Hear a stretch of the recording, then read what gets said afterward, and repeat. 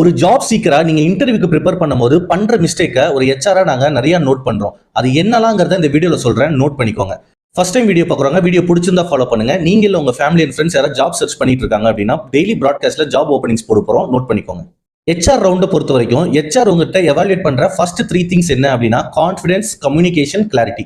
So நீங்க என்ன point எடுத்து வைக்கணும்னு நினைக்கிறீங்களோ அதை போல்டா சொல்லுங்க. உங்களோட ஃபெயிலியர்ஸ், நீங்க இதுக்கு முன்னாடி இன்டர்வியூ ரிஜெக்ஷன்ஸ் நடந்திருந்தா கூட அது ஒரு லேர்னிங்கா எடுத்துப்பாங்க, அதையும் பிரசென்ட் பண்ணுங்க. கெரியர்ல சக்சஸ்னு சொன்னா இது ஒரு மேரத்தான் மாதிரி. ஷார்ட் கட்ஸ் ட்ரை பண்ணா ஈஸியா இருக்கும், பட் லாங் ரன்ல லூஸ் பண்ணிடுவீங்க. So take every rejection as a redirection. என்னைக்காவது உங்களோட செல்ஃப் டவுட்டை கிளியர் பண்ணிருக்கீங்களா, இல்லைனா அதை ஓவர் கம் பண்ண ட்ரை பண்ணிருக்கீங்களா? நம்ம growthக்கு ஒரு தடவை டோர் க்ளோஸ் ஆச்சுன்னா இன்னொரு தடவை ஓப்பன் ஆகும். ஸோ உங்களோட செல்ஃப் டவுட்டை ஃபர்ஸ்ட் ஓவர் கம் பண்ணுங்க.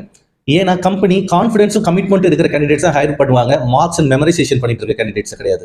ஸோ நெக்ஸ்ட் இன்டர்வியூக்கு போக போறவங்க be positive, be prepared and unstoppable.